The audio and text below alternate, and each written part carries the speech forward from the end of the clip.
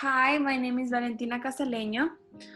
I'll be talking about the article in the New York Times, What is Sadness and What is Depression? So the main thesis of this article, it's depression can be a kind of blindness that blacks out everything but the worst, and sadness, on the other hand, is a natural and reasonable reaction to the miseries of the world, some of them personal and some universal. So here she's trying to explain like the main thing and the main reason of her article.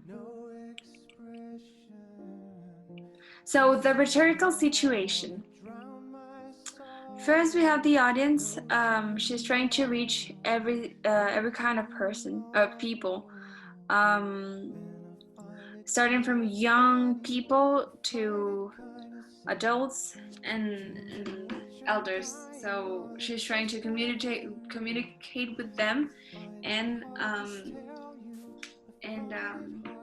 she tries to transmit them the knowledge of her article. The context.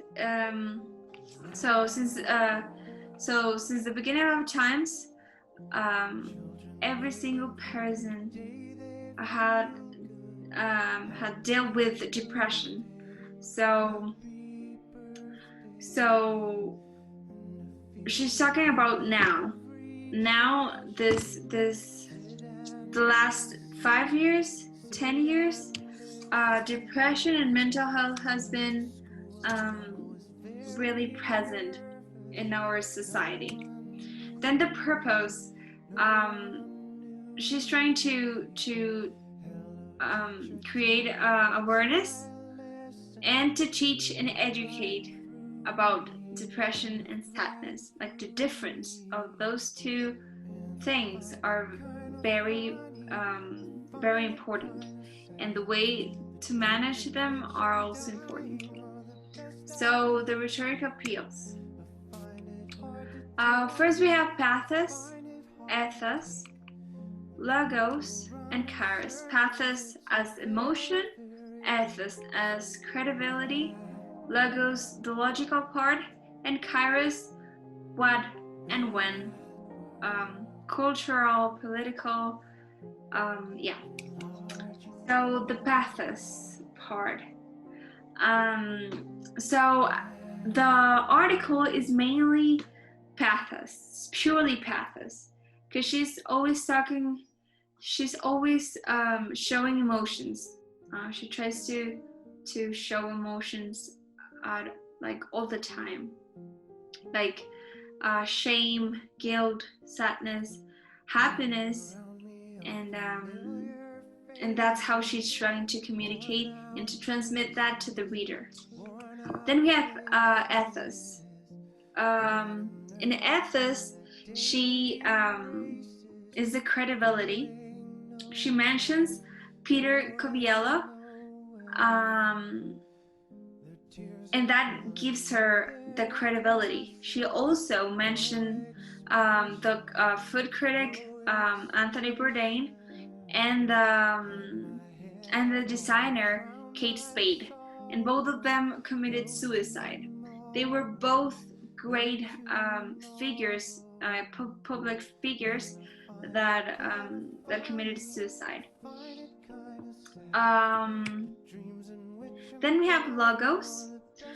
Here she's trying logos is the logical part, and she mentions the rate and how quick it grows, the suicide rate.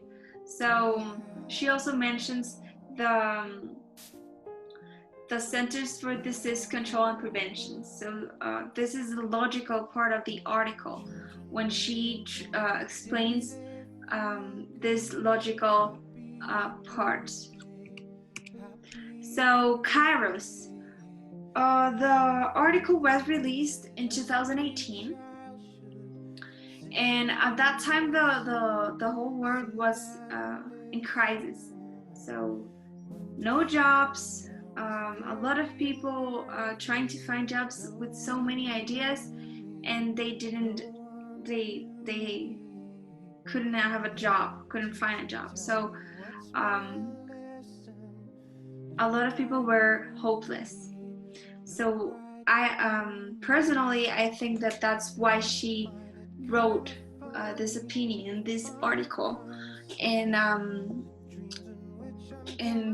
she did it pretty well. So the conclusion is she's trying to tell the world about depression and sadness, and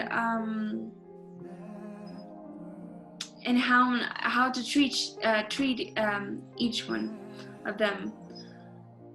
So yeah, that was it. And I want to tell you one more thing: you're not alone, and it's okay to feel sad, to want, like, to feel alone sometimes. Sometimes people want to be alone, but you have to remember that you're not alone, and there's always someone that wants to help you and cares about you. Thank you.